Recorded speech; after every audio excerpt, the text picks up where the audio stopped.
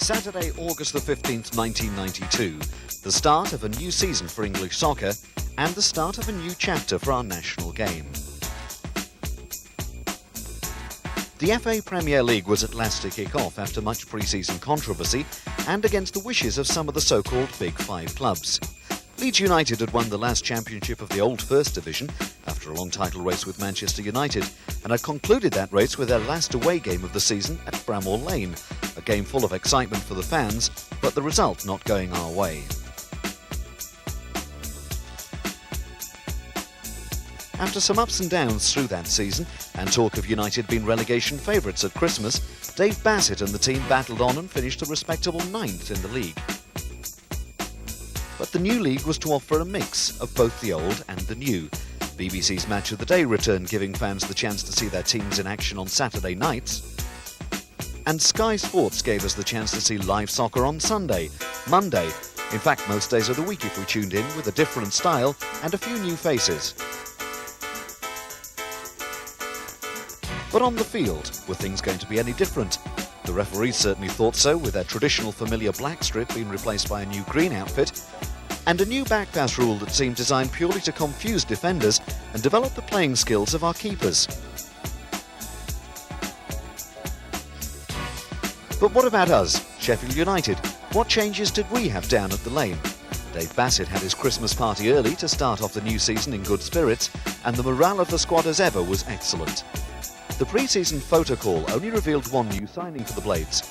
Goalkeeper Alan Kelly signed for a fee of £120,000 from Blackpool to replace Mel Rees, who was tragically diagnosed to have cancer.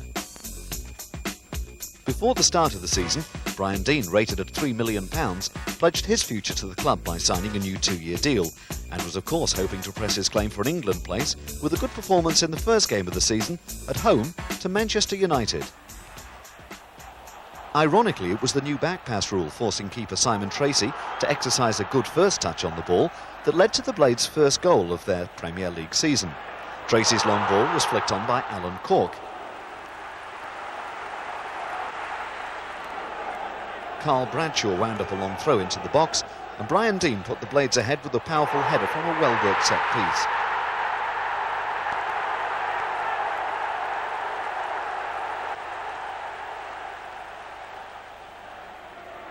Deane continued to pressure Manchester's defence throughout the first half, this excellent finish judged offside by the referee. And later showing some wonderful skill to again leave the Reds' defence in disarray. Deane unfortunately dispossessed by Pallister to save keeper Schmeichel from the shot. A fabulous long ball through from John Gannon early in the second half put Alan Cork through with a clear chance at goal, but a tackle from behind by Gary Pallister won the Blades a penalty. Brian Deane was the man to spot the ball and face keeper Schmeichel, but no problems for Brian Deane. Comfortably side-footing into the corner of the net, and the Blades were 2 ahead of last season's league runners-up. Alex Ferguson's side never promised to deliver anything that would save the game, but in the 62nd minute they did manage a goal, and the Blades failed to clear their lines. Schmeichel's long clearance evaded our back four, and Mark Hughes slid the ball under Simon Tracy. 2 goals for Brian Deane and a piece of history made at Bramall Lane. Deane's goal after 5 minutes being the first to be scored in the new Premier League. Coming into a new season, you always feel, can I get on the score sheet? And I always felt, that I could score. I scored against Man United before. Like Brad's put a throw across, and I think one of their players headed it on, and Gary Pallister was caught flat-footed, and I just managed to nick in between him and score.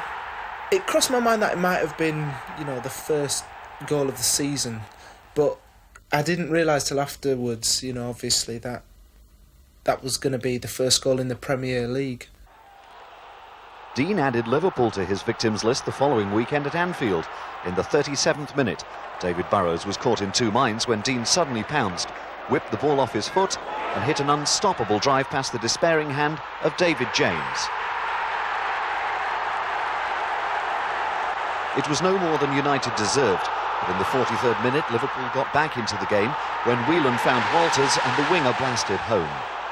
Liverpool's winner came when Paul Stewart raced onto a Dean Saunders through ball and calmly fired home. QPR were next on for a visit by the Blades, and but for Brian Deane keeping up his goal-a-game record, and Alan Cork taking advantage of Darren Peacock's misjudgment to thump in the equaliser, the result was a disappointing 3-2 defeat. QPR was our third league game of the week, and we'd had a hard start, and we played very well. It was an extremely entertaining game. Again, we made a couple of errors that allowed QPR to take the lead, but we came back, and when we equalised and made it 2-2, I felt that Sheffield United were going to be the only winners in this particular game. Our attitude was right, and the Czech goalkeeper for QPR made some excellent stops, but unfortunately for us, a rather fluke goal from a free kick, which resulted on the ball hitting Alan Cork on the shoulder and arm, sort of bounced fortuitously for the QPR player Dennis Bailey to score the winner, which I thought was a slightly unjust result. United again dominated the next home game against Wimbledon, a team that Dave Bassett had failed to notch up a win against in 4 previous encounters as the Blades' boss. There was little danger of Wimbledon scoring until Warren Barton unleashed a 22-yard shot from a free kick that left keeper Tracy unable to get a hand to it. Paul Beasley cracked in a wonderful equaliser from 20 yards to bring the scores level. The Blades were in front when Glyn Hodges curled in an inch-perfect free kick in the 68th minute. It looked like the points were deservedly in the bag until Dean Holsworth's intended cross dropped over Simon Tracy and into the net. The last game, played in August, was at home to Aston Villa, a team, of course, destined to be front-runners in the title challenge. A 2-0 defeat, however, did not leave the Blades well-placed in the new league.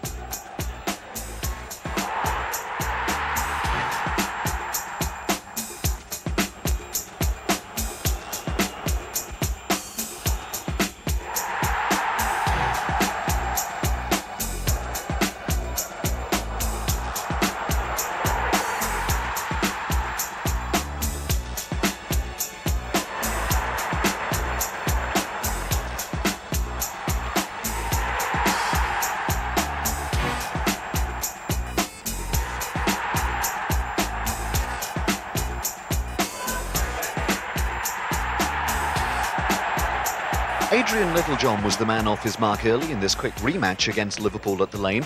With just 4 minutes gone, Deane latched on to a long clearance from Simon Tracy, flicked the ball on, and Littlejohn calmly dropped it in over David James' head into the net, much to the delight of the United fans and to Littlejohn himself.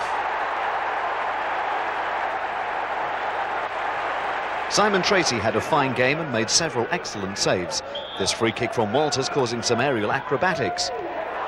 This was an altogether more determined display by United, something like their form at the end of last season. United were always in control against an Arsenal team who were very unimaginative and took the lead in the 48th minute when Adrian Littlejohn's cross was flicked on by Brian Deane and Dane Whitehouse volleyed home. That goal looked as if it would secure the points for the Blades until Steve Bowles' cross was deflected to Ian Wright on the 6-yard line, and he prodded the ball over the line in the 68th minute. A defeat in the first leg of the Coca-Cola Cup at Bristol City and a disappointing draw at Ipswich brought September to a close, with the Blades having taken only 9 points from the first 10 games played.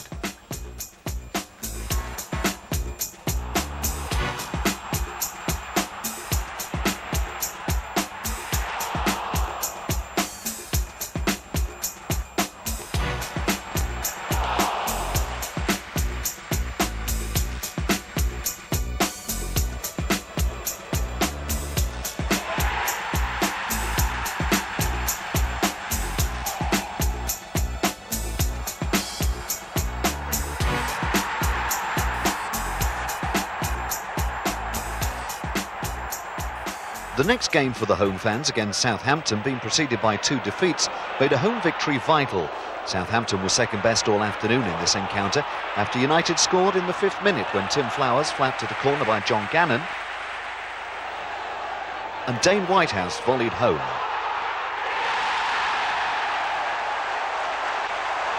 Our lead was increased in the 26th minute after a reckless clearance cannoned off the legs of Carl Bradshaw straight to Adrian Littlejohn, who coolly took it past the helpless Flowers. Brian Deane, but for a little luck, could have had a hatful On any other day, efforts like these would have been in the net. After that Southampton win, Bristol City came into the second leg of the Coca-Cola Cup with a 2-1 advantage.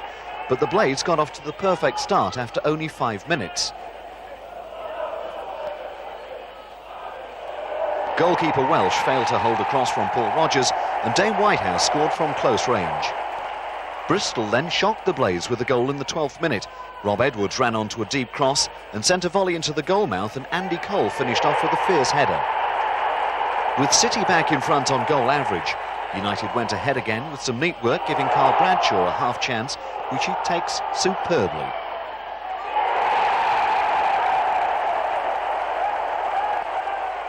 Unfortunately, tragedy struck just before the interval, when Deane Whitehouse had to be carried off the field and was later found to have a broken leg.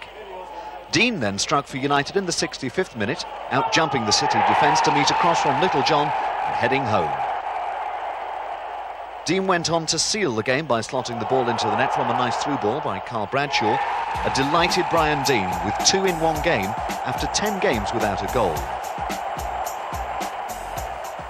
Leeds United were another proposition, however, and United went to Ellen Road with a dismal record there. This game was to prove no different, with the Blades losing 3-1. A high spot for Paul Beasley, however, a good header from John Gannon's corner. There were no goals in the 2 games following this one, at home to Forest and Liverpool in the Coca-Cola Cup. Dave Bassett was aware of the need for a victory.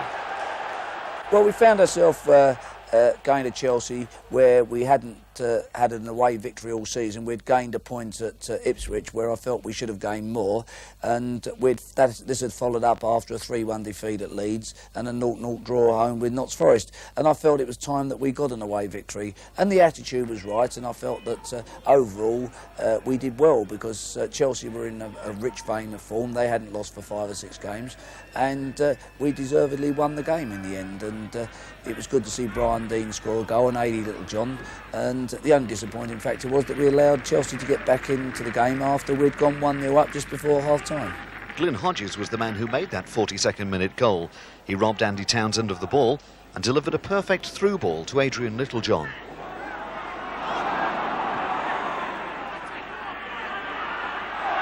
Littlejohn held off Frank Sinclair by sheer pace and determination, finishing with a right foot shot that left Hitchcock stranded. Ady's delight at this move was plain to see. Townsend made amends a minute later when he got possession inside the box and coolly shot through Tracy's legs. Chelsea keeper Hitchcock was to become another victim of the back pass rule when he touched the ball forward and found Littlejohn quick off the mark again, sliding the ball across the goal for Brian Deane to score. A great result and a much-needed away victory saw us placed a respectable 15th in the league table at the end of October, and the next home game was one to look forward to, against our old rivals from across the city, Sheffield Wednesday.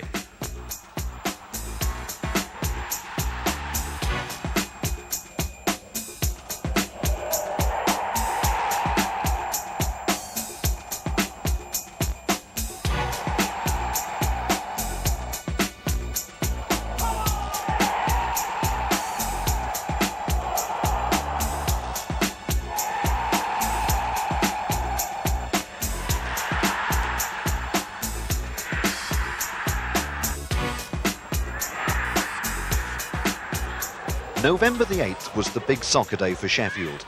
The Lane was the venue for the 3rd local derby since United won promotion.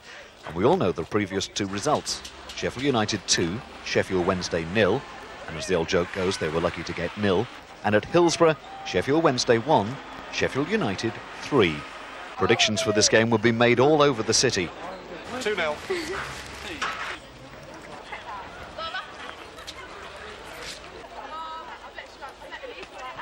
And just in case Dave Bassett was a few players short, there was a practice game in the car park.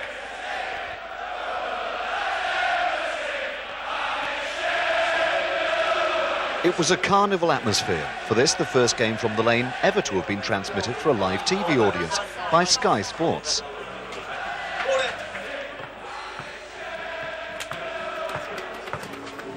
But make no mistake, Wednesday were here to exact revenge for the previous defeats, and a hard game was ahead for Dave and the team.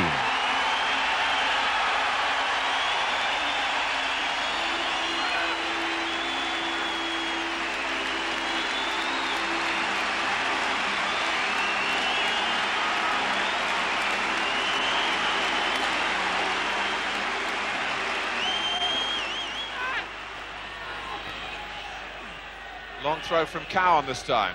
And it's done really what it's designed to do. Produce perhaps an even better opportunity from a corner.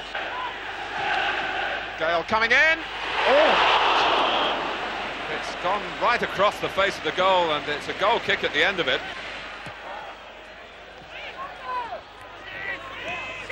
Sheridan, Bright, this is what Wednesday are good at. Took his eye off the ball. Little John, Bradshaw making tracks into the middle. Deane, of course, is there.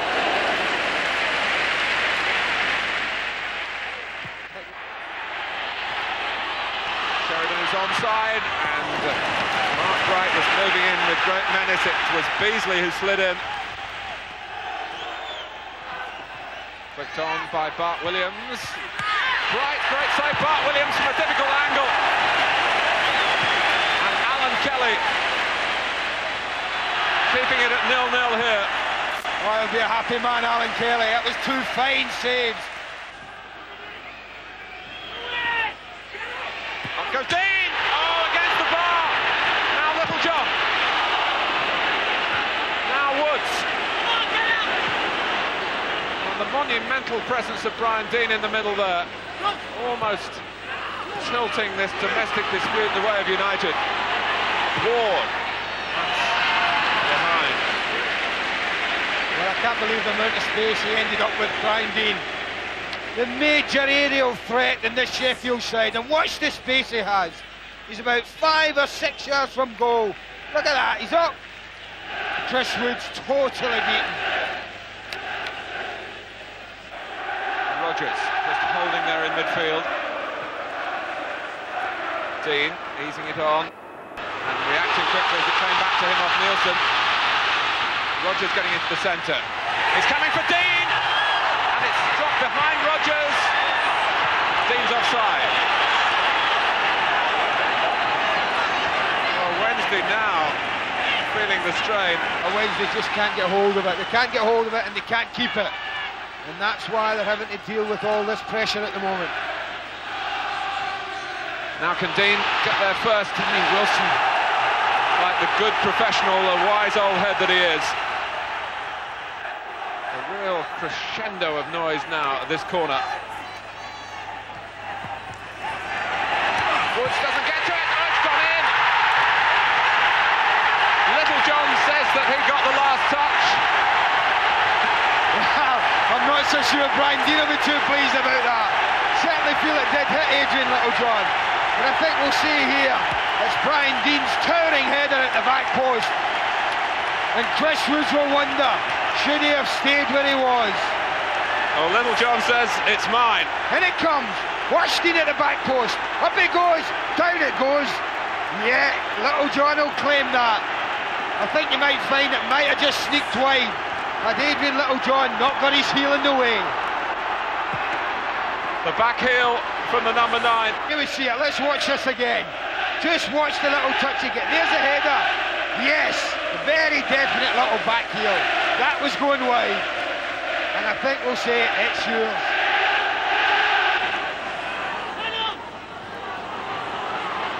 Here's Hurst for Waddle. For David Hurst!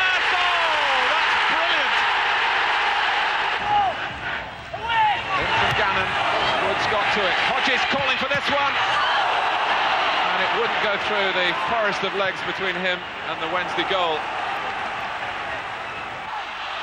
Well, surely there's no time to dally on the taking of a throw. Wallop forward by Waddle, and it has finished all square in Sheffield. It was definitely a big game. I didn't realise how big a game it was until, you know, you're actually on the pitch, you know. Obviously, you know, I've played in derby games before, but yeah, the atmosphere was brilliant. I mean, everybody I've talked to since has said, you know, that was the best atmosphere they've been in at a game. And our fans were magnificent, you know. I looked up into the Kop and there was like a flare, you know, and the first thing that the rest of the players thought about was like, in the Italian league where, you know, people have got flares in the crowd. It looked really spectacular, it looked really good. Players like derby games, there's a lot of excitement, but there is a lot of tension involved and a lot of pride, and sometimes the players are wound up and the game takes on a far greater significance.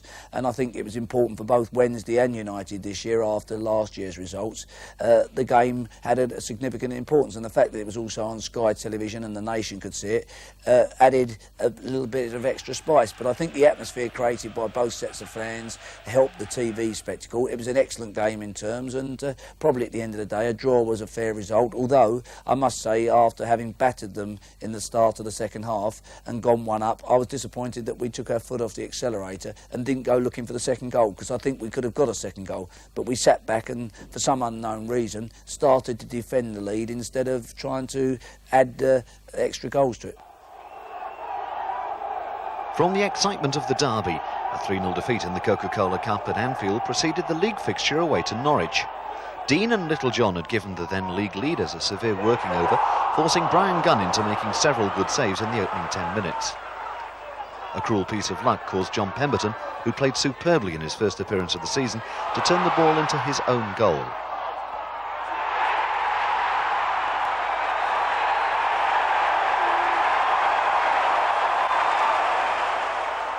Dave Bassett substituted Adrian Littlejohn with Alan Cork, and he scored after just 7 minutes on the field. Brian Deane, with a lovely piece of control, sent in a great cross for him to run onto. However, Mark Robbins put Norwich ahead with a clinically finished shot.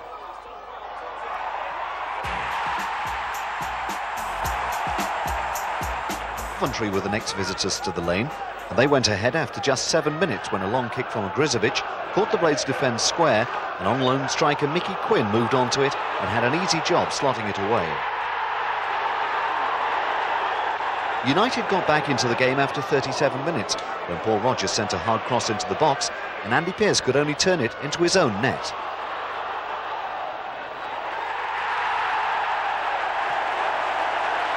The Blades continued to create chances but were unable to convert them, while Coventry were happy to sit back and defend.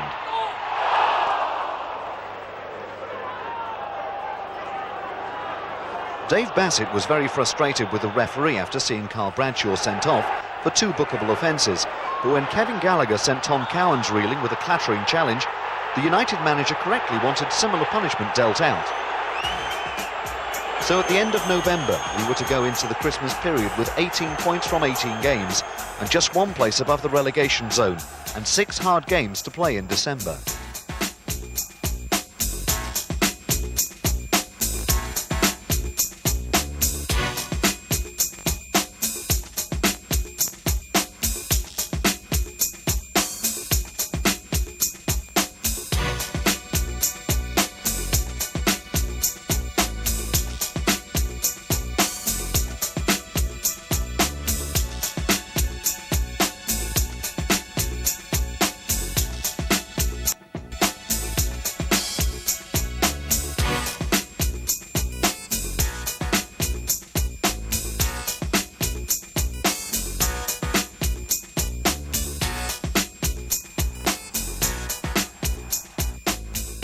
The first game in December was at Selhurst Park, where Crystal Palace had not had a home win all season.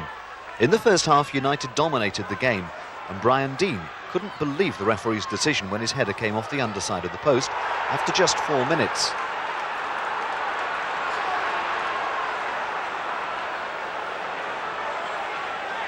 The referee said no goal, but as the replay shows, the ball was definitely over the line. United created more chances but lacked the killer instinct and were to lose finally from goals by Chris Armstrong and Gareth Southgate.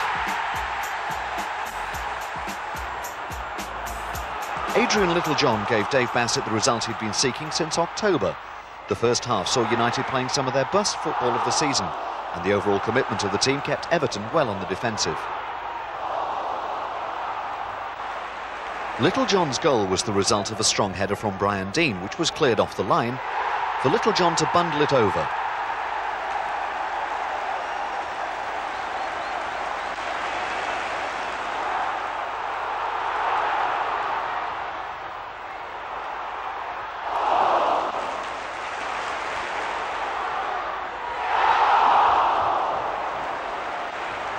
The pressure was kept on Everton, but United were always going to be the winners. Away games at Blackburn Rovers and Manchester City both ended in defeat without goals for the Blades. And with 1993 approaching, we were hoping for better things, and the manager arranged some training of a different kind.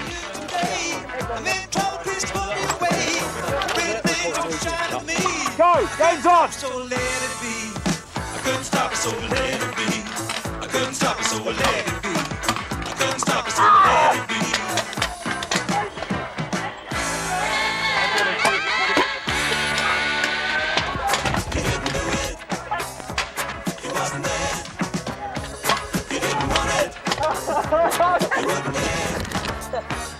Alright, I want Harry though.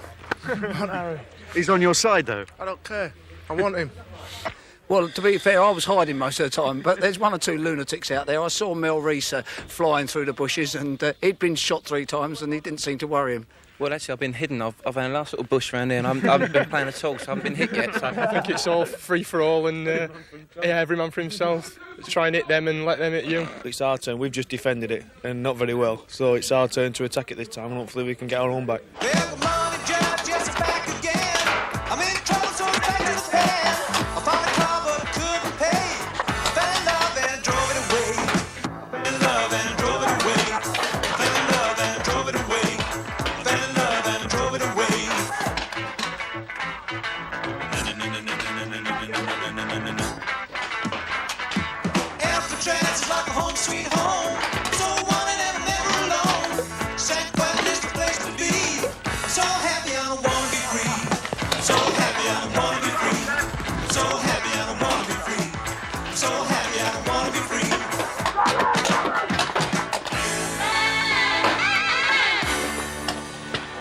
It's a good laugh, and it's good to get all the apprentices and everybody together, and you know, the feedback is they're thoroughly enjoying it. So into 93, not only the start of a new year, but the start of the FA Cup rounds for the Blades, a competition that Sheffield United were fancied to have a good run in this season. The first game in Sheffield United's FA Cup challenge was at home to Burnley, but one look at the pitch brought up the question as to whether the game should have been played at all, the home game against Oldham having been postponed the previous week. The referee decided to play, and the players had all on keeping their feet.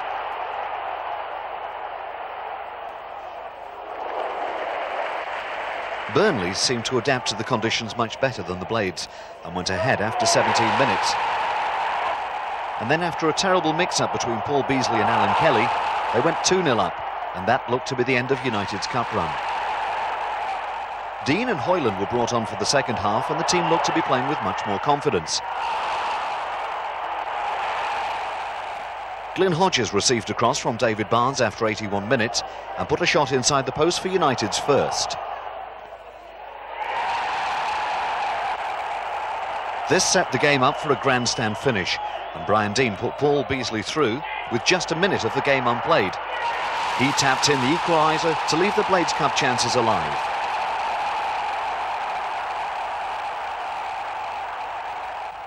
I think people fancy Sheffield United as a cup-tied team because we've shown in our league performances, even up to date, that we can beat any team on our day, but we haven't been consistent enough in the league to sort of push us into the top half of the table to challenge. But the Oldham game was cancelled because of the pitch was in an unfit state, and we went into the Burnley game where, in my opinion, the pitch wasn't safe, and Jimmy Mullen, the Burnley manager, also felt the same. We decided to start the game, and one could see after 15 minutes it's very difficult, and we was going to sort of both suggest it's called off after half an hour, but what happened is Burnley went 1 up at that time, and naturally Jimmy didn't want to call the game off, and we went 2 down, and obviously it was very, very difficult, but the boys showed a lot of character to come back. We had a bit of luck when Burnley hit the bar, which meant they could have gone 3-0 up, which would have been the end of our cup exploits, but with 9 minutes to go, Glyn Hodges scored an excellent goal, and then Paul Beasley got the equaliser with a minute to go. But in that period, in the last 20 minutes, we did have 6 opportunities to score.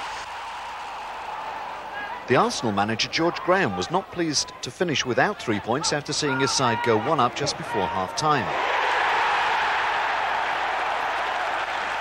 Alan Kelly made some marvellous saves to keep United in this game. And it was a long clearance by him that led to the equaliser.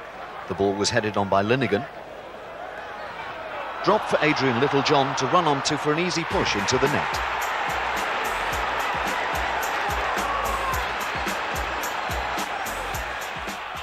The Blades were back on the FA Cup trail with a replay at Burnley. Adrian Heath set the game alight with just 16 minutes played when he raced through to get on the end of a long ball and fired a shot past Alan Kelly. Their lead, however, was to only last 3 minutes until Hodges launched along centre for Brian Deane to head into the top corner.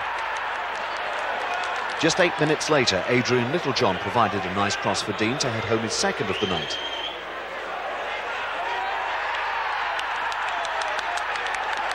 Burnley were beginning to struggle against a far superior Blades side when Deane collected the ball from Barnes on the 6-yard line and fired home for a well-deserved hat-trick in the first half.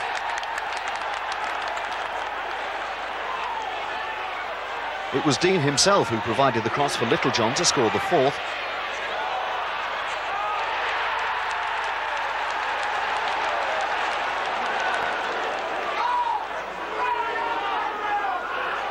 A consolation goal for Burnley couldn't deny United a place in the fifth round, a convincing 4-2 win. United next entertained Ipswich, who came to the Lane with the reputation of being the hardest team in the league to beat. But the midweek win against Burnley had obviously put the Blades in a winning mood. Attacking the Kop end first half. Kevin Gage immediately looking to feed Deane, the man who got a hat-trick in midweek against Burnley. Oh, and Deane showing his appetite early on there. Refusing to lay down and concede the goal kick. Throw into Ipswich. Hoyland sweeps a gorgeous ball out to the right here. Now then, Chris Kamara has got a corner kick for the Blades. Right in front of the Kop end. And Gage with it. Hodges driving it in low, and almost an own goal there from Steve Whitten. That was ridiculous defending. Hodges with a wicked ball in. But there's Whitten. And Baker does ever so well. Kamara, Gage in towards Alan Cork. Cork finds Hoyland over the top. Alan Cork's in again there, competing well. There's the cross, and Deane was launching himself at the ball, but it's gone wide. He's appealing for pushing there by the Ipswich player. Alan Cork did ever so well. That was brilliant play and so competitive. The cross was gorgeous, and Deane was unlucky. Dave Barnes, a throw in from the left-hand side into the near post. Cork beaten to the ball, but it's back for Barnes again. Hodges sweeps in a wonderful cross, and Franz Carr was almost in there for Sheffield United.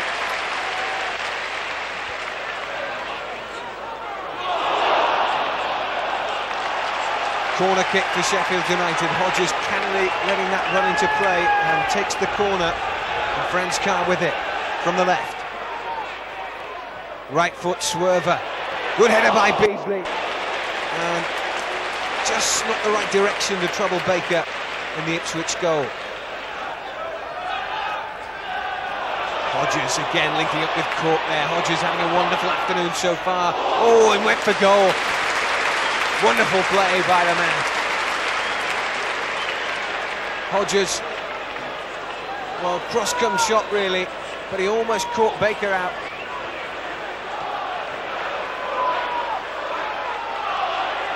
Whitten here for Ipswich, feeding it through for Genchev. Sheffield United pegged back here for the first time in the game. There's the shot, wide of Kelly's post.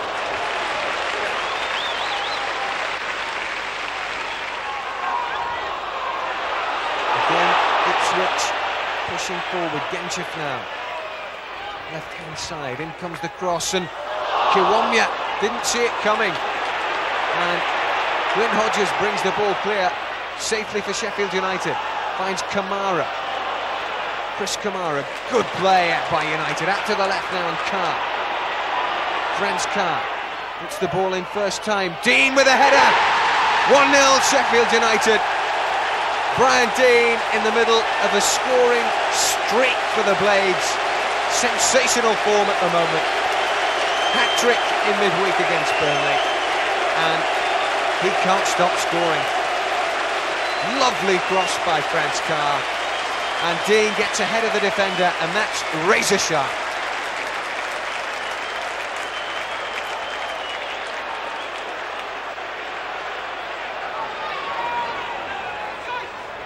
Ipswich foraging forward, looking to force themselves back into this Bramall Lane match. Kiwomya laying that one out to the right. In comes a bobbling looking ball. Kiwomya could be in here, and desperate defending by the skipper Brian Gale. Kiwomya's in there again, and oh, that was composed defending by Gage, and look at the ball out wide for Franz Carr.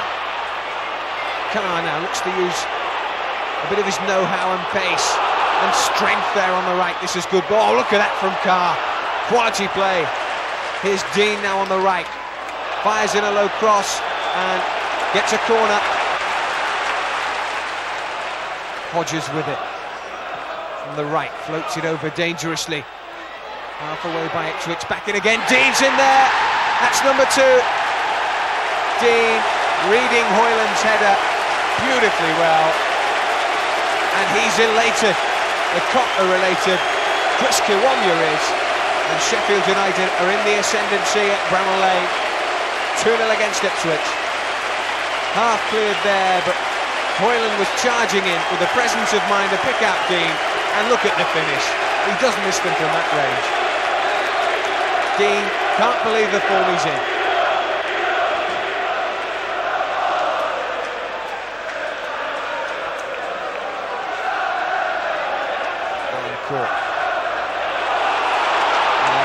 Here's Hoyland again, feeding Deane. This is a chance, and Deane takes it. Hat-trick hero for Brian Deane. Jamie Hoyland threading that one through, a lovely ball.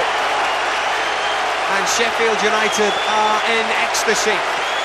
Deane with 3 more. One of the finest hat-tricks you'll see, and Deane cannot believe it. Looks up to the heavens in jubilation. There he is, and this is not easy. Look how wide he's forced, but look at the finish. Absolutely brilliant by Deane.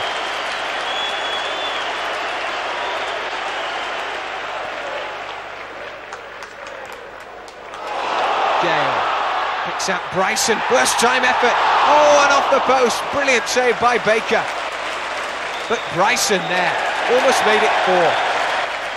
A good all-round team performance, and an obviously delighted Brian Deane, with 2 hat-tricks in 2 consecutive games.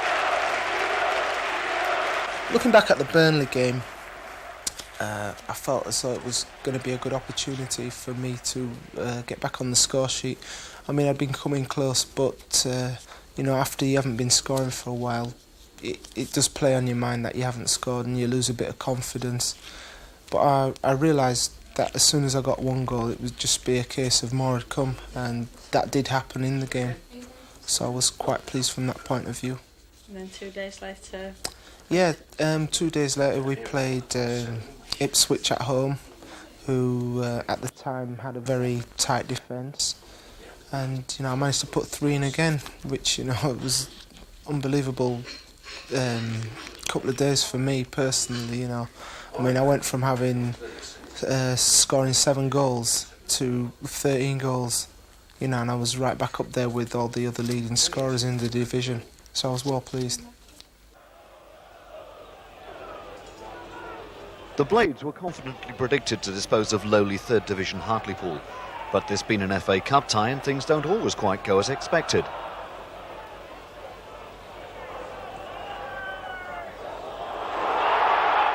Alan Cork was the man who grabbed the winning and only goal of the game, courtesy of a deflection, but it was good enough to put United through to the next round, and a home tie with the mighty Manchester United. After such a fine win, the last 2 games of January were to prove disappointing. Aston Villa, experiencing their best season for many years, proved to be too much for our team.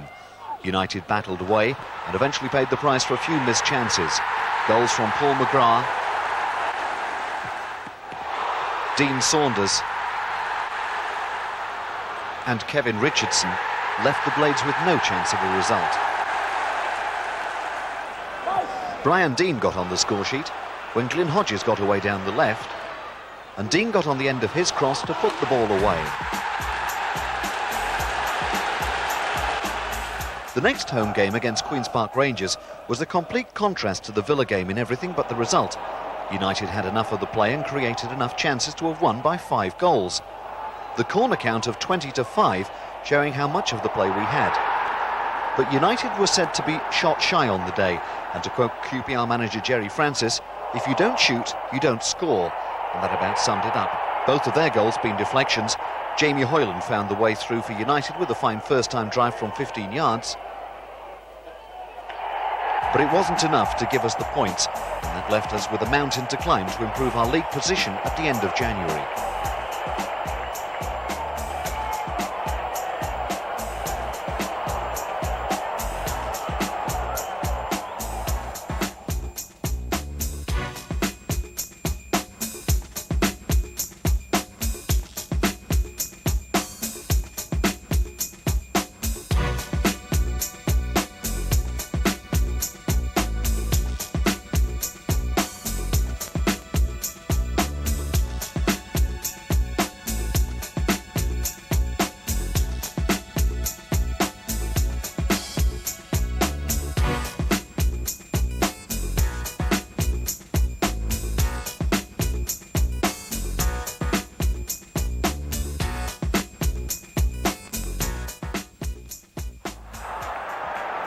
United travelled to Old Trafford for the first game of February, and the respective league form of the teams didn't give the Blades much of a chance.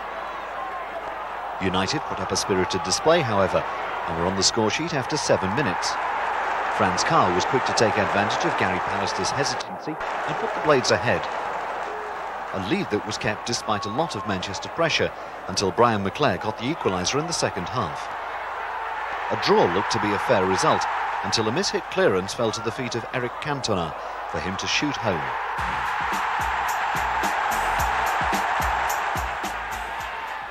A fine battling performance that must have given the lads confidence for the next home game against fellow strugglers Middlesbrough. A game that was vital for Premier League survival. Dave Bassett said he felt the team were a little on edge for this game, and he was taking a bit of a chance with players that were not 100% fit. Brian Gale had not trained since the game at Old Trafford, and both David Barnes and Kevin Gage were out.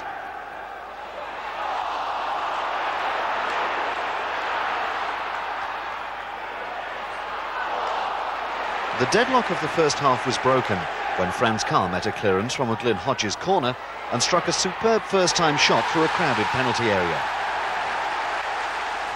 From this point, United continued to be the better of the two teams.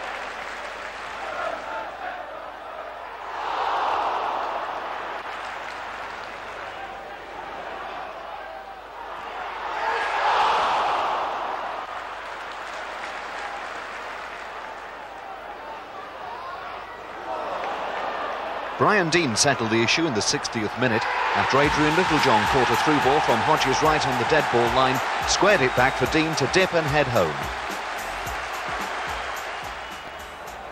Manchester United came to Bramall Lane as the FA Cup favourites, just a week after playing the Blades at Old Trafford, a game that we didn't win, but a game that taught the Blades boss that we had nothing to fear from Manchester United.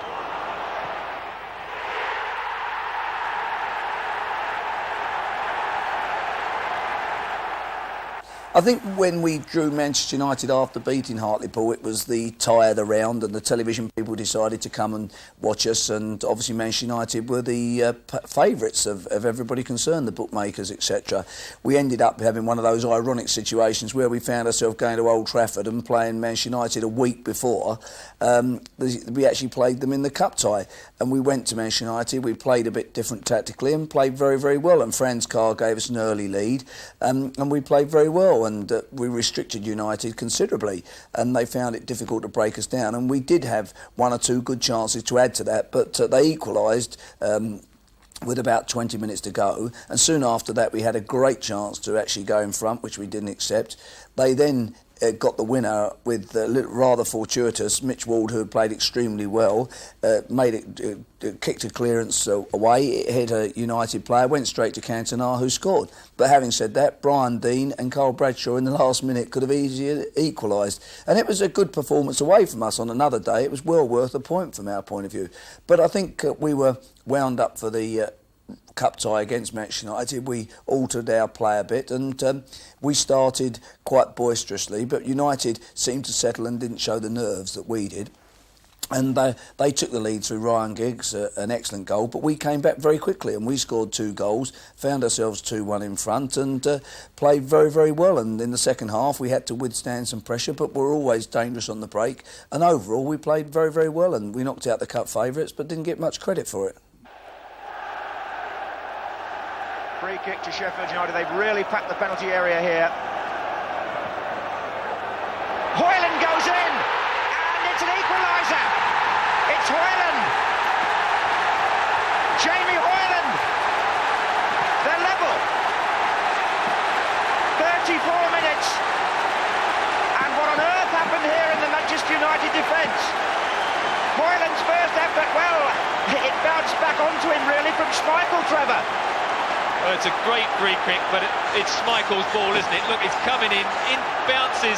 Well, I mean, it would almost have gone in his arms if it had come out a couple of yards without touching the floor.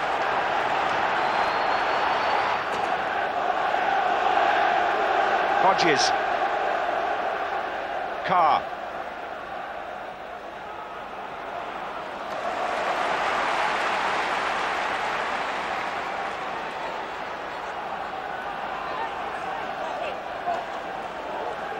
Ward to Carr. Gale's in the penalty area this time.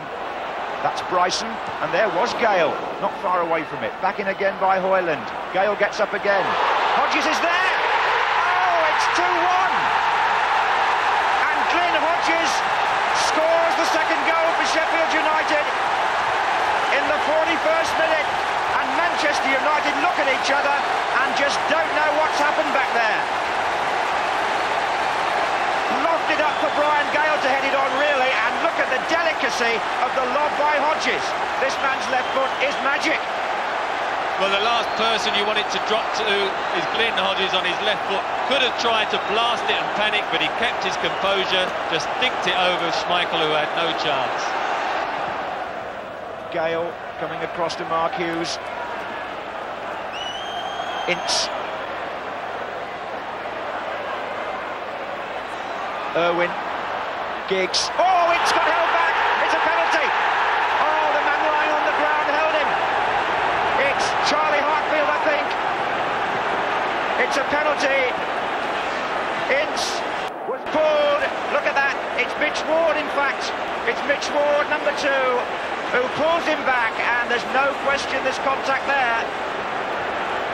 And Ward's injudicious challenge gives Manchester United the lifeline their supporters have been begging for, and it's all down to Steve Bruce from the penalty spot. Oh! He can't believe it! Well, after throwing everything they'd got at us, the Reds could find no way through. A great result for Sheffield United.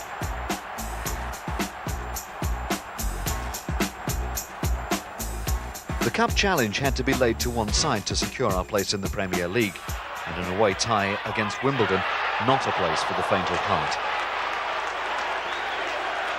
Wimbledon seemed more fired up in this game, and in particular Fashanu, who scored after just 2 minutes.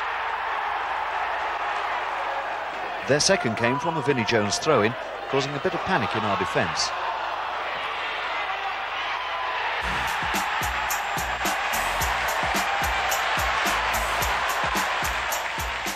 After such a result, the home game against Oldham was a so-called 6-pointer. And perhaps because of this, we were playing on a Monday evening, and the game to be seen live on Sky Sports. Now Littlejohn closing in on this one. Chance for Sheffield United.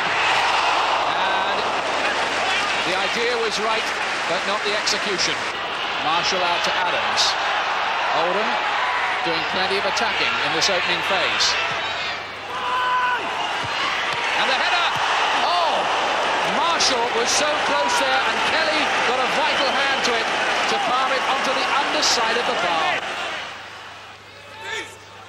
Here he is again, winning it in the air. Deane. And cut out by Redmond. Bradshaw. Redmond getting an important footing, but Bradshaw won it back. Here's Ward. Good ball that from Hoyland. Ward across. Deane. And is this in? It is. That had crossed the line. It's a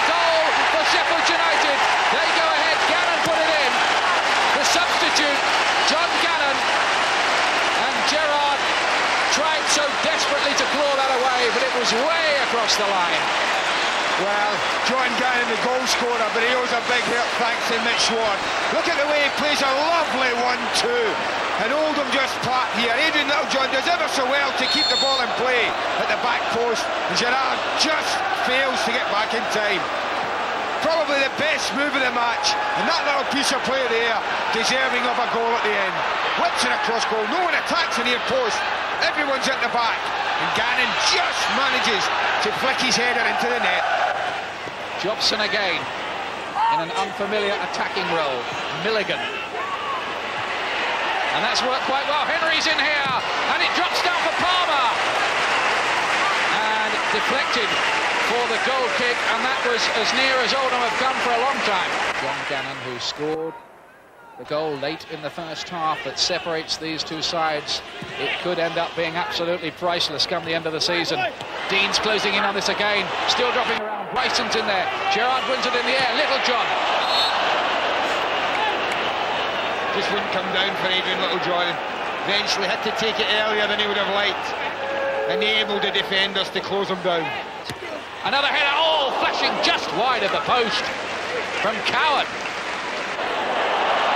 Tremendous intensity and pace about this match. Bradshaw. And the header just past the post from Hoyland. Well, they were queuing up there for that one. If you're tuning in late, the players are taking the goal kicks for Sheffield United because of a thigh strain. Now Deane has got goal side here. This could be number 2 for Sheffield United. And Fleming and Littlejohn puts it in. 2-0. And another defensive tragedy for Oldham allows Adrian Littlejohn to get his 8th goal of the season. Well, for the majority of the game, Richard Jobson's coped at Brian Deane. But he just loses out on a battle of strength. Deane doesn't really pick anyone out. He goes for goal himself. Fleming can't do anything. And Littlejohn has an easy task of doing what I think he's done. Put the game beyond Oldham.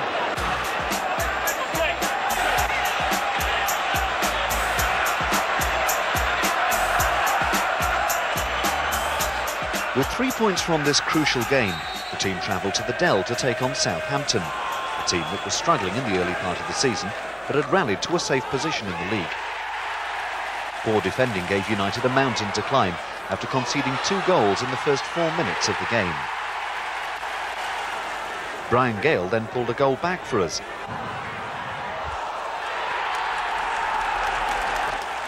Unfortunately, Southampton scored again some minutes later, and half-time saw us still 2 goals down. A better second half, but we could only manage a late goal from Ian Bryson in a game that showed a certain strength of character to come back at all from 2 goals so early in the game.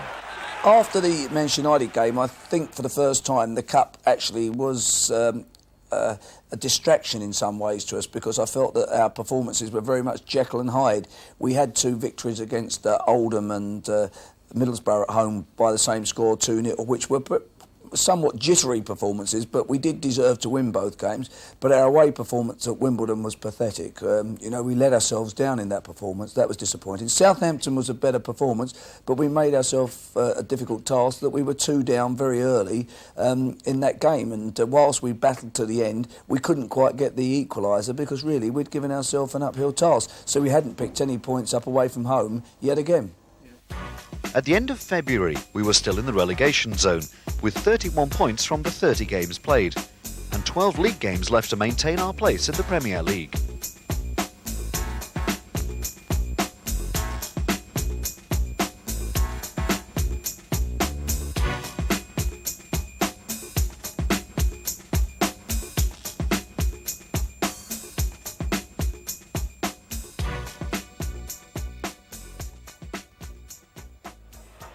A more determined approach was required, especially as the next home game was against Tottenham. Very much the informed team as they came to the lane, with 6 straight wins behind them. So it's United that get us away in the guise of Glyn Hodges. Hodges takes the return now. Good cross in there. Torsford's behind it. Good early touch for him. Nice play by United down the right. Early chance here.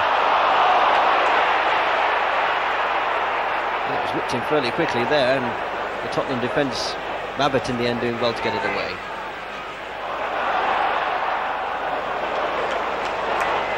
This is Cundy. Links with Austin.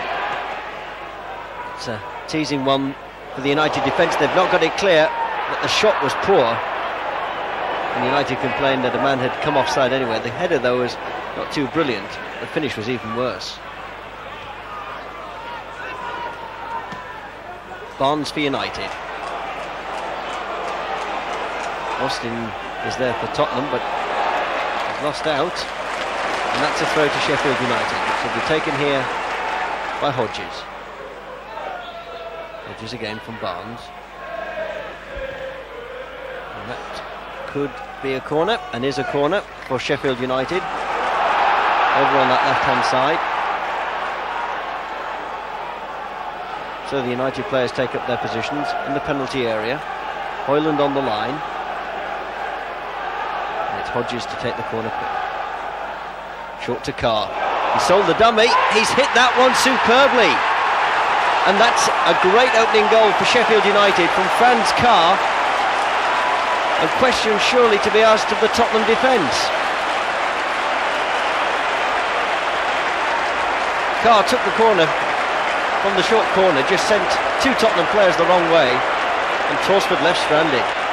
Brilliant play from Franz Carr.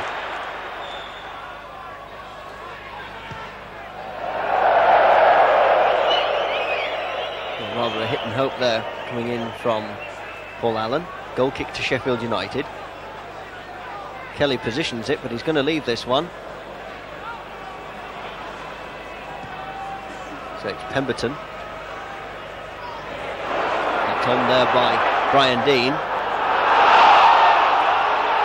Tottenham struggle to get it clear once more.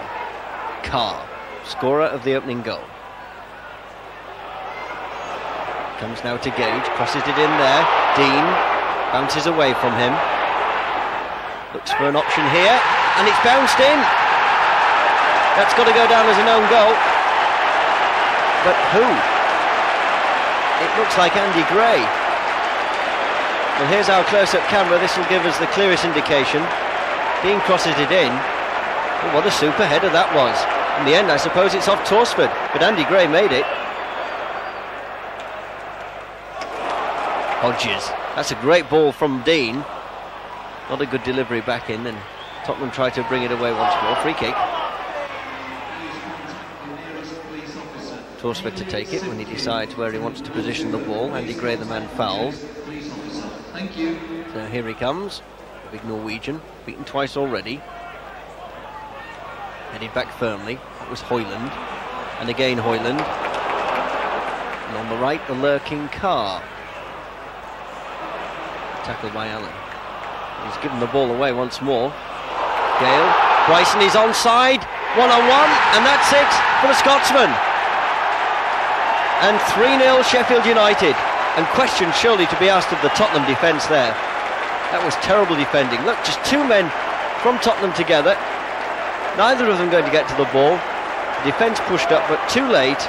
Left Bryson in space on his own. And a look. And beautifully placed.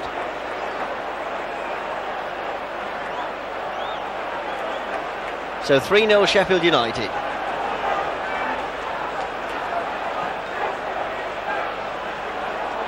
Hartfield. This is Deane. That's not going to go to a Sheffield United player because across came the Tottenham defender. That's another throw to Sheffield United. Midway inside the Tottenham half. David Barnes moves up to take it.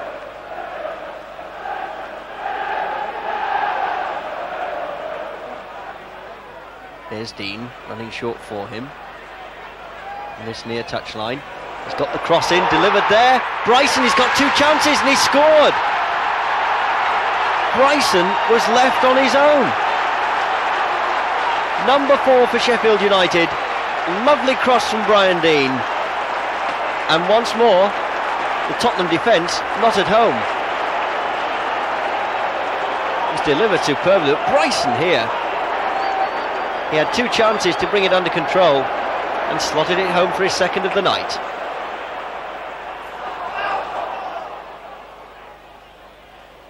This is Naeem. Free kick then to Tottenham. Well, Alan Kelly's had precious little to do, but he might have something to do here, and he does push that one away. Good header that was. That was right on the button from Teddy Sheringham, and Kelly does the job. Hartfield with the header. Deane, Barnes, just in the Tottenham half now. Sends that one forward. This is a great run here from Hodges. Now then, what a chance here for a 5. He's sliced it wide. Well, it's not his favoured foot, is right. But he really should have scored the 5th for the night. Hodges. Bryson sets him off once more. He's gone past Naeem. He set up Bryson again. Is this the hat-trick? No, he sent it wide. Deane, the chip there, just over. Well, they're certainly playing some great stuff, Sheffield United, this evening. 4-0 up. And that was so nearly number 5.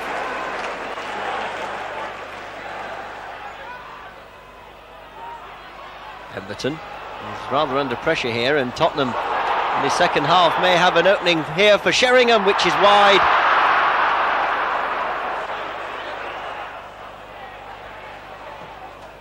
Carr. It's a teasing one here, and that's going to be a corner kick.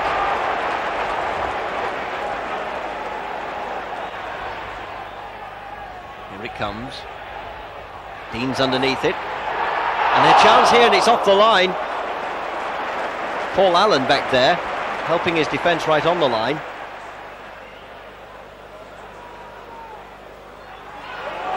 Gale's got to get there, and he doesn't, and it's off the post. And Henry is denied, and Kelly, and all sorts of things going on there in the Sheffield United defence. But they get away with it. It's one of those nights where it goes all the time for Sheffield United. Paul Rodgers replacing David Barnes. Now then, Deane. Great strength from Deane. And a throw in.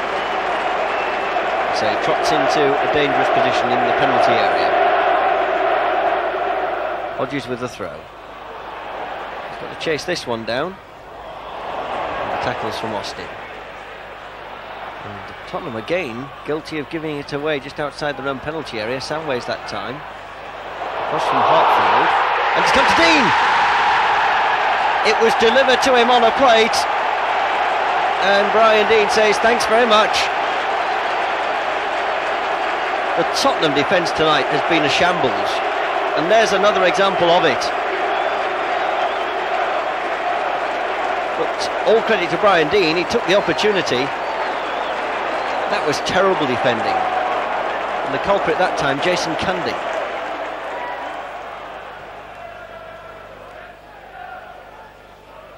Lovely ball from Pemberton, well taken by Hodges, overlapping now is Hartfield. Hartfield into the middle. Deane across the face, and this should be it. It is from Rodgers. 6. Rodgers, the substitute, has capped a fine night for Sheffield United. The Tottenham defence has largely been all at sea, but that was a fine goal, well worked from the Sheffield United left to Deane on the right, back across the face, and Rodgers scores a simple goal.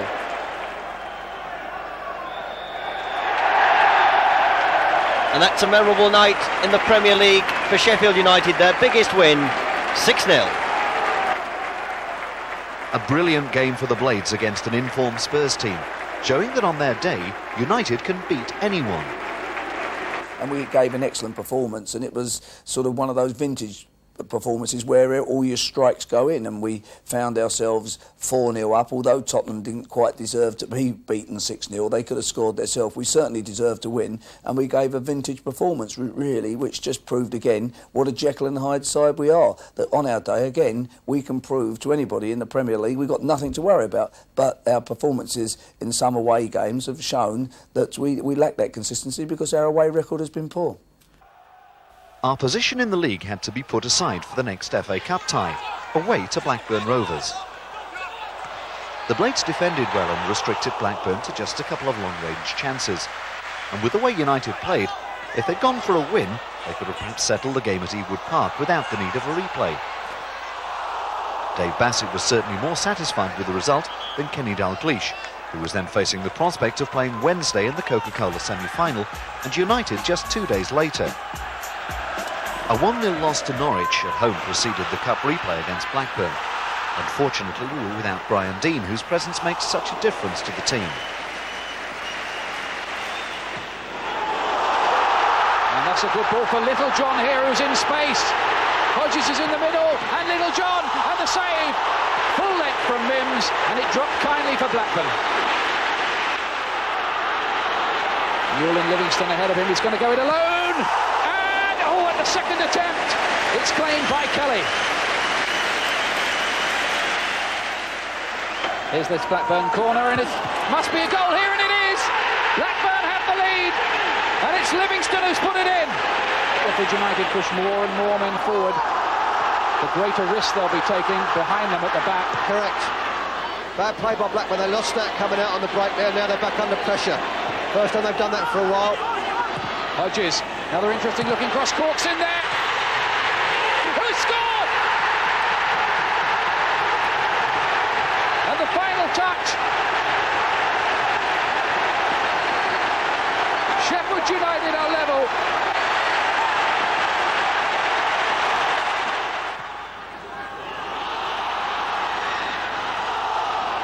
There might be something here for Sherwood, and it's a goal for Blackburn Rovers. Wilcox has put it in, has he, or was it Newell? It was Newell in the end who got the final touch, and Blackburn Rovers lead by 2 goals to 1.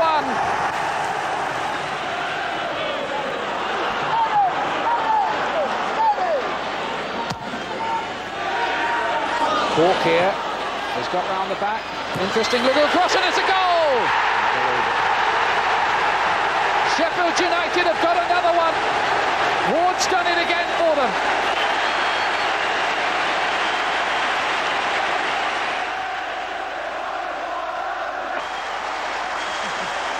Now Mitch Ward is going to take the first one. Well, he scored twice in normal time. Mitch Ward against Bobby Mims. He's done it. It has to. Goal again. Good start. Wilcox for Blackburn. Oh, a train penalty. And already Blackburn are behind. Charlie Hartfield, can he do it? He can.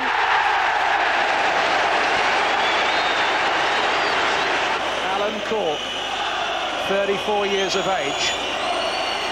The man who won't shave off his beard until the cup runs over. Here he is, he's done it. 3-1 to Sheffield United. He's put it away in the most emphatic fashion as Hodges. It's Pemberton who's going to take it now. Pemberton, who played in the 1990 final for Crystal Palace against Manchester United. Both games. He was in the match where Palace beat Liverpool. Dave Bassett can't bear to watch nor can half the Sheffield United players. This could take them into the semi-finals, and it has! Sheffield United are into the last 4 of the FA Cup. What a moment for Dave Bassett. What a moment for John Pemberton. And what a moment too for this Bramall Lane crowd.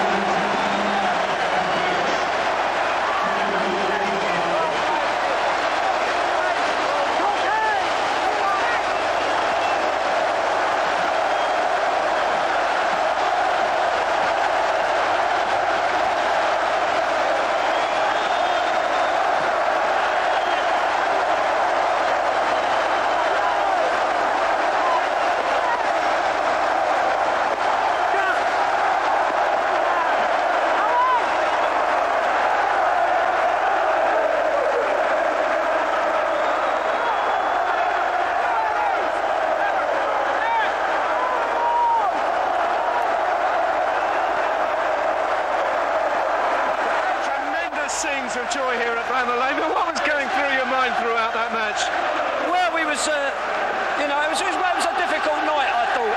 It was a hard game for both sides. Blackburn had had their game on Sunday. We were emotionally down a bit, and we took 1 or 2 chances with 1 or 2 players, and it was a little bit of a gamble, and it nearly went against us. But in fairness to the players, they kept going. We found ourselves behind in full time. We got back. Mitch Ward came on and scored, and then we got back again in the extra time, and it was down to penalties. To be fair, I was nearly going in the cop to get our penalty takers. Well, let's bring in John Pemberton, the man whose penalty actually won this. Great stuff, wasn't it? Yes, it was, yes. I thought a draw was fair result at the end of the game. It's just a shame that somebody has to go out on penalties. And we've gone out on penalties before. It's just nice to win one. A word about Mitch Ward, the defender who came on as a substitute, hit the back of the net 3 times. That's right. He usually plays on the right wing for us sometimes, but he's been playing right back. But he got in where it mattered. He sneaked in twice, and he put us back in the game. Your penalty that clinched it, had you made your mind up beforehand? I was just going to put my head down and drill it. And if he saves it, he saves it. But we're halfway to the all-Sheffield semi-final now. Yes, magic. Good luck to Wednesday, but we're pleased with Sheffield. So there it was, the 3rd local derby of the season. The FA wanted it to be held at Ellen Road, but Dave Bassett and Trevor Francis led the Sheffield lobby to have the game played at the National Stadium. And what a day out for Sheffield.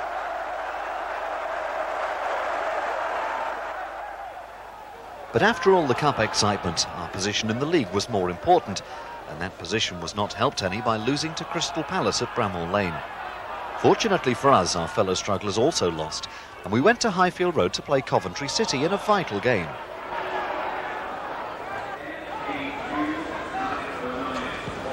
So the free kick taken towards the edge of the box. Here's Quinn. Early chance for him, and what a save. That's a beautiful save from Alan Kelly. Quinn is so deadly from those situations.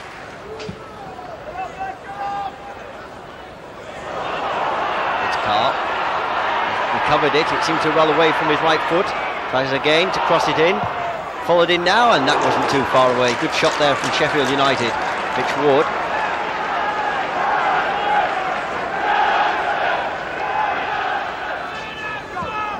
Kelly.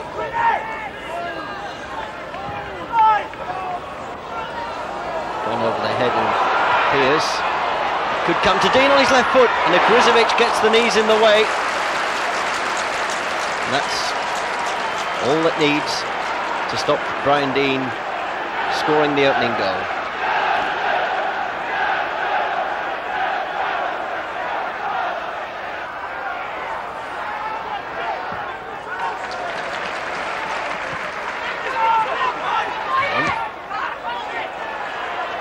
Coventry players behind the ball.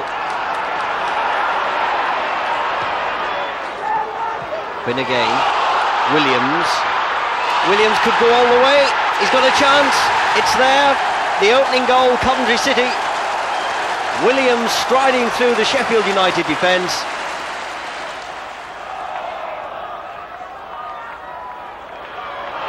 Free kick given there by the referee.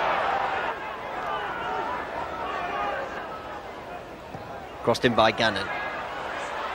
Easy enough for Akrizovic. Certainly at his height.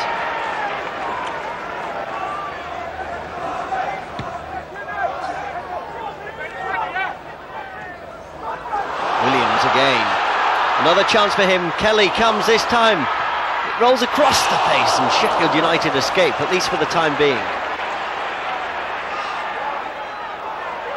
Good. Little John now. Crosses an early ball in. Deane, header, just over.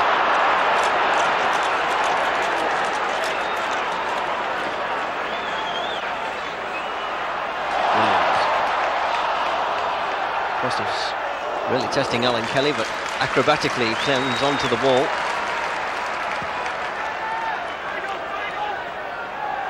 Cork, it's over him. Deane. Headed away. Cork might let this run for a corner kick, which he does. Cork wants to take it quickly, I think. He's certainly lining it up. He might wait and allow Hodges to come across. Nope, he seems pretty determined to take the corner kick, which he does. It's gone over the top. Whitehouse, driven in, it's there! The equaliser, Dane Whitehouse. And he'll be absolutely delighted with that one. been out for a long spell with a broken leg. And he certainly hit that with everything. The call to leave it to Brian Deane. Deane left it and Whitehouse did the rest. It's celebration time.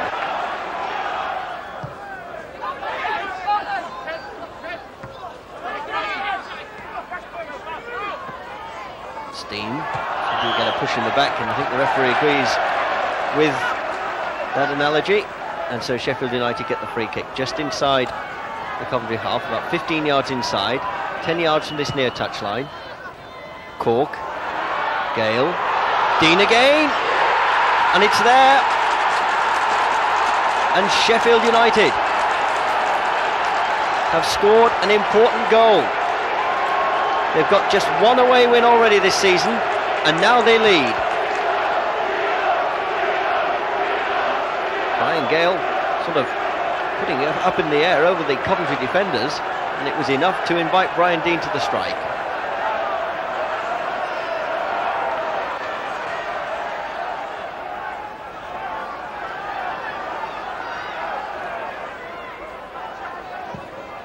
Corner's low.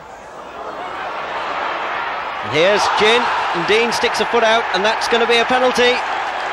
And Deane has no cause to complain, because he clearly took Mickey Gin. Brian Burrows. And he smacked it against the bar. And Sheffield United escape.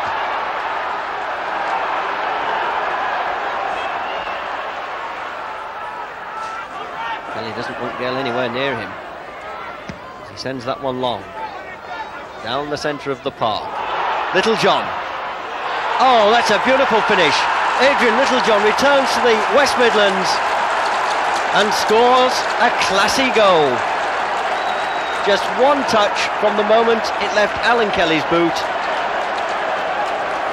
And what a touch it was. Not unlike the one he scored against Arsenal, but that one's surely even better.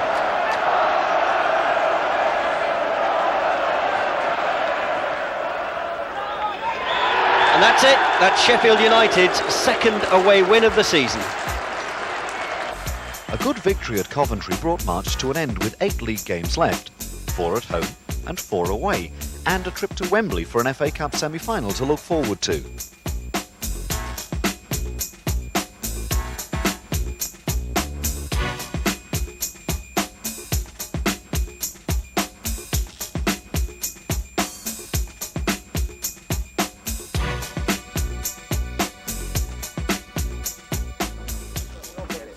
So, the next game to play is the big one.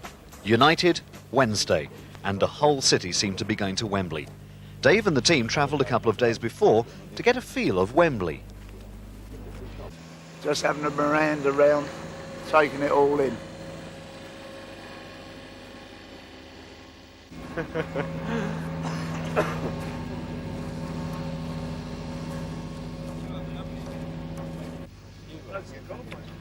You're all right with patting, weren't you? You're all right with your patting, weren't you? When he saved that, I'm like, no! You know what I mean? Has Dave Bassett said that you're playing yet? He's told us a team, yes, but I'm not going to tell you. Not just yet, anyway. Well, you're smiling. Tell us that. Yeah, I'm smiling, yeah. And are you in the team? I'll keep it shush for now, but you're smiling. Smiles. Good man. Can you turn around and show us exactly where your folks will be? Well, I would have thought just over there by the side of the roll box, to the right of it, was where our tickets were for, so... we can expect a lot of noise from that area. Well, I'm hoping so, yeah. My family's coming down as well, not far from the roll box actually, so it's be an enjoyable day for everybody. We should tell everyone that you've got a busload organised, including your granddad, who is an out-and-out Wednesday. Yeah, if Wednesday win, I can see him walking back to Sheffield. Say what?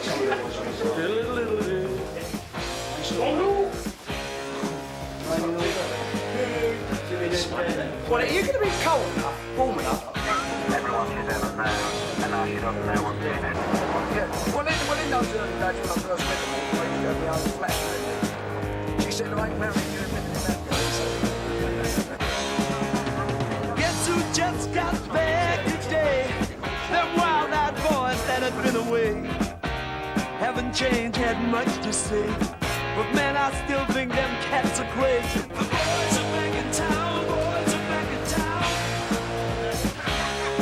I said, the boys are back in town, boys are back in town. The boys are back in town, boys are back in town, boys are back in town, boys are back in town.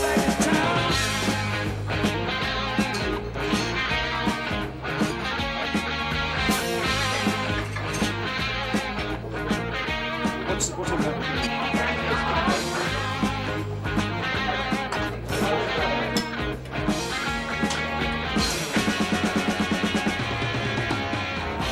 Spread the word around. Better put this underneath, aren't I? Come on, Gunner. Yeah, that's right, yeah, but I mean... Got something. Got something. That's it. On the other hand, Greaves.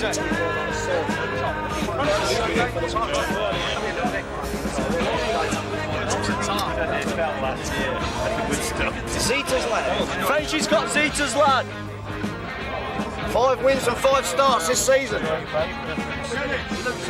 Nolan's Jules. Yeah. Zeta's lad. Looking good, isn't it? No one's going to pick it out. They know. That's the gamble. You get the blame.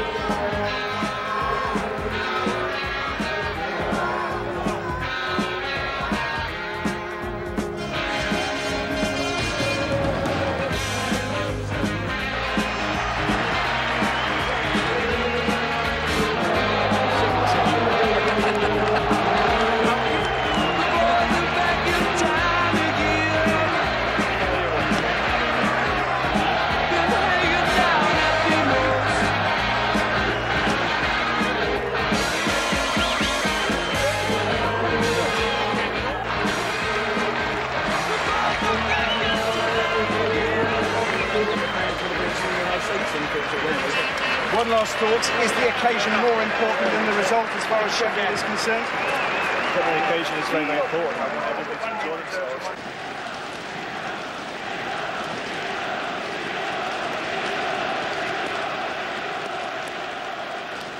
Great, it's going to be a great day, and obviously the winner's going to be on a high today. It's a great day, isn't it? It's with 2 sets of Sheffield supporters coming down to Wembley. We don't want any trouble. We just want to, enjoy the game and want them to enjoy the game as well. And whatever the result, they go back both sets, mingle together and enjoy it.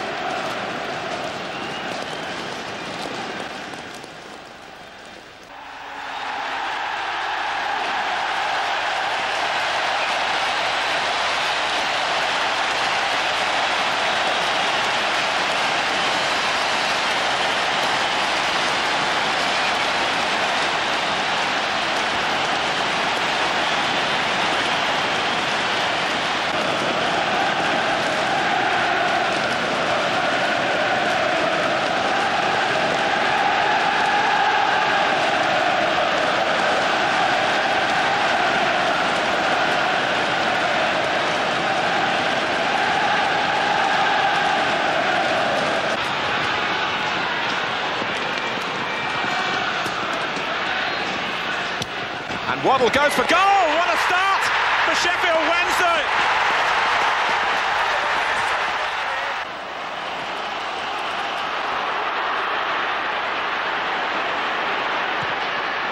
Cork is onside against Woods. Cork has rolled it past the goalkeeper and in. Sheffield United are level. And Alan Cork, sporting the beard that is the symbol of this cup run. Bright.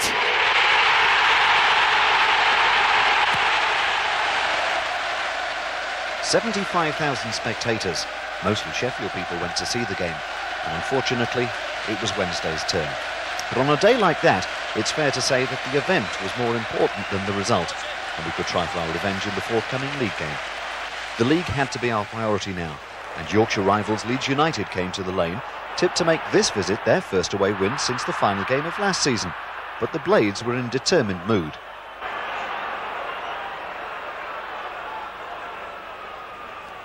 Beasley.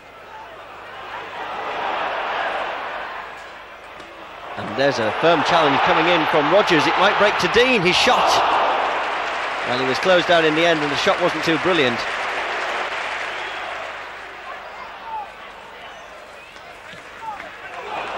Overlapping here is Bradshaw. Good early cross from him towards the near post.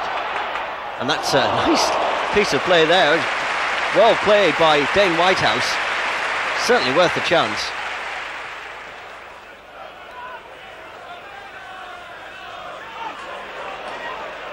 Strachan now for Leeds United.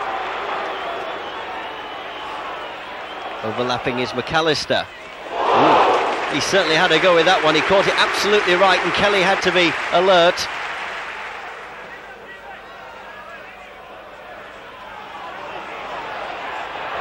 More determination from Sheffield United. Bradshaw now crosses it in there. There's a chance. It's headed across. And the Leeds defence in disarray, and Rodgers. And that is very nicely done by Paul Rodgers. The Leeds defence stood and stared, and Rodgers took his opportunity. He was certainly so cool here.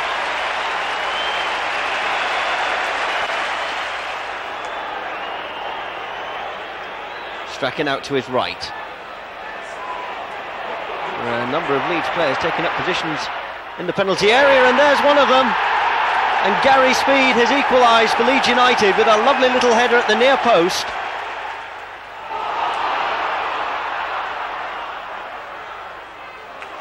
Nice firm header. And now Dane Whitehouse runs onto it. Cross. And the shot is off the post. It took a deflection. Hodges with that shot.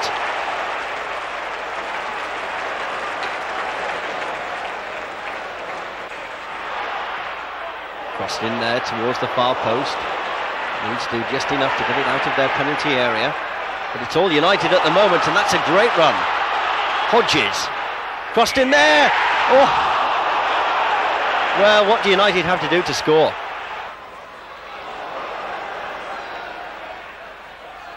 Sheer determination. He's kept it in play. Deane. Well, that was always a bit short for Cork. Strachan here. He's beaten to the ball though. Beasley and Gannon. And now Deane. Still Deane. And somehow it's gone in. The Leeds United defence absolutely appalling. Sheffield United scored that goal because Bradshaw refused to give up a lost cause on the right. Chris White absolutely nowhere in the end. A great result against Leeds, but hopes to repeat the job against Manchester City were dashed when John Pemberton's own goal put us behind. It was unfortunate for John, who lost his feet while defending the cross. Brian Deane came to the rescue later in the second half. The move being started by Pemberton, through to Hodges, and just look at this for a strike. An instinctive first touch, and Brian obviously delighted. Oldham were next, in what was probably the most vital clash of the season for both sides. And another local hero of Wembley, and many other clashes, Alan Kelly, made an error that gave Oldham a lifeline. Allen went on to more than make amends with some brilliant saves later, and Brian Deane was the man to the rescue to win us another point, heading down this cross from Paul Beasley for Jamie Hoyland to crash home. Blackburn Rovers were our next visitors, and Kenny Dalglish's side were out to avenge their recent cup defeat, and that they did, 3 times in fact, but only after the Blades had gone 1 up from Glyn Hodges. This result could have been problematic had it not been for the fact that all the other teams below us also lost their games. The third local derby of our season was a sellout at Hillsborough. The atmosphere from United's fans was unbelievable, with balloons, flags and flares, a spectacle that will rival anything seen on the continent.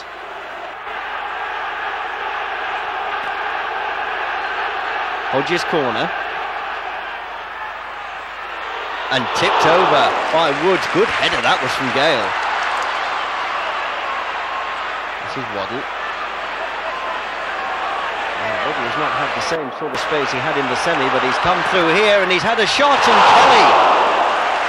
Did he get a touch on that one? No, says the referee. Hodges.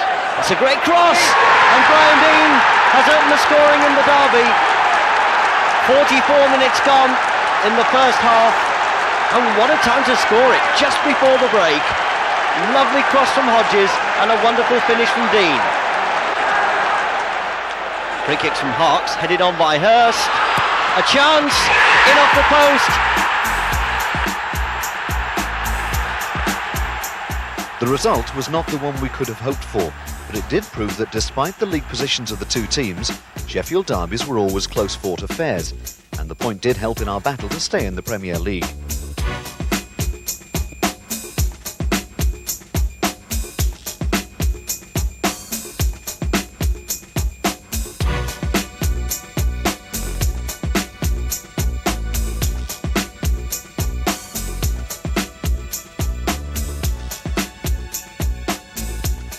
Another 6-pointer when we went to play Forest on May Day.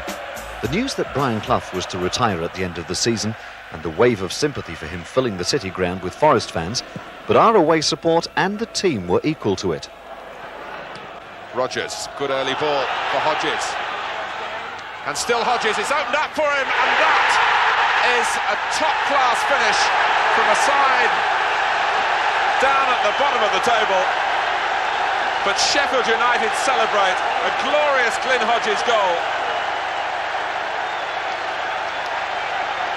Coming just before the half-hour mark, Rodgers stuck out a foot there and knocked it forward quickly and decisively. And Hodges ducked inside Chettle and bent the ball beyond Marriott brilliantly.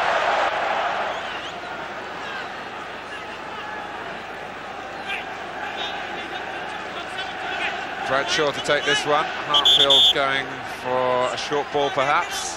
Referee getting Kingsley Black away the full 10 yards. Hartfield. Oh, Gale, a free header and a goal for Sheffield United.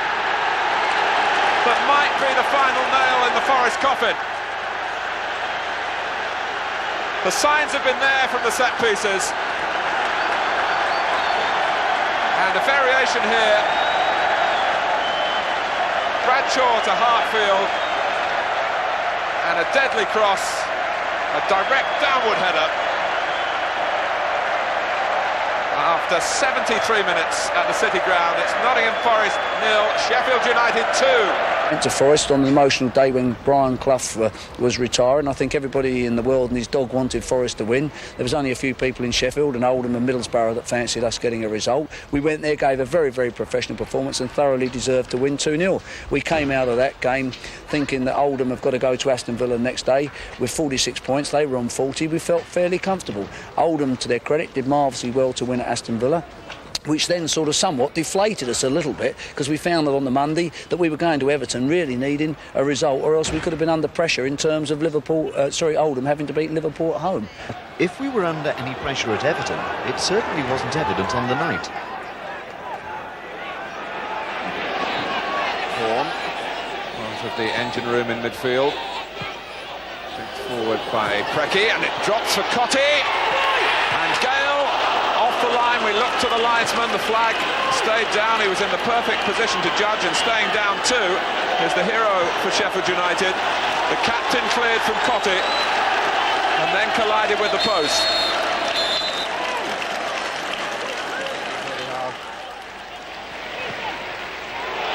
Whitehouse over Bradshaw, but it reaches Hodges. Ward goes outside him. Deane and Bradshaw in the centre. And it's Bradshaw's header! 1-0 to Sheffield United. 15 minutes gone.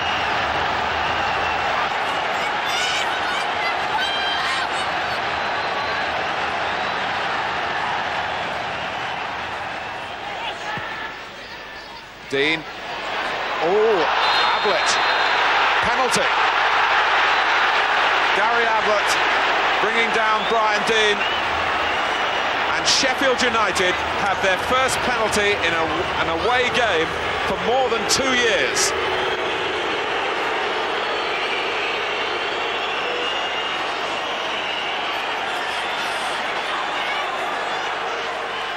Their last away penalty, March 1991. And Southall saves. Hodges again, 2-0. So they get the goal.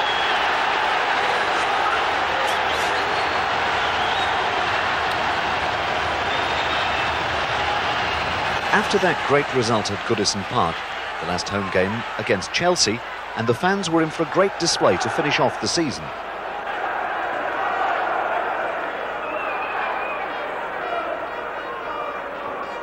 Cross towards the near post, and it's going to be poked down by Andy Scott, making his first start for Sheffield United. It might only be 2 inches, but it's all important to him.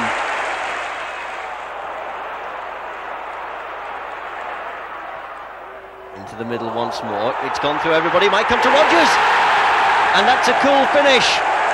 And the Sutton United duo have struck in this game. 2-0 the Blades.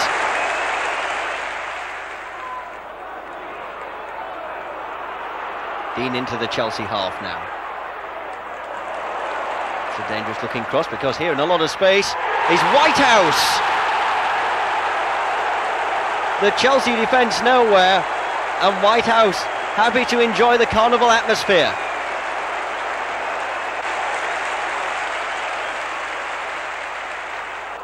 Onside. It's Bradshaw.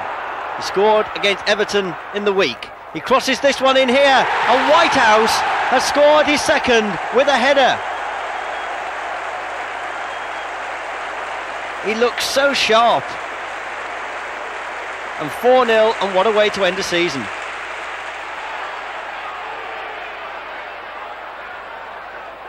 Chelsea move it out to the right-hand side. And Kelly, well, I think he's made a bit of an error there. I think he was trying to push it over the bar and didn't realise he was so far out. Clark, and here is Townsend. Well, that looks offside, but the referee allows the goal to stand. 4-2, a minute left. And that's it, a wonderful end to Sheffield United's season. A couple of weeks ago things looked precarious, but they finish on a high with 4 goals scored against Chelsea.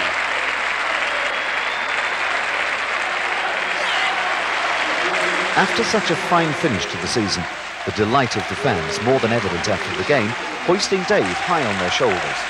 It's great. At the end of the season, you can look back. You always remember your good times. You forget your bad times, as long as you stay up. We hope you've enjoyed this look back at the season 92-93, and we look forward to next season, when Sheffield United, again in the Premier League, alive and kicking.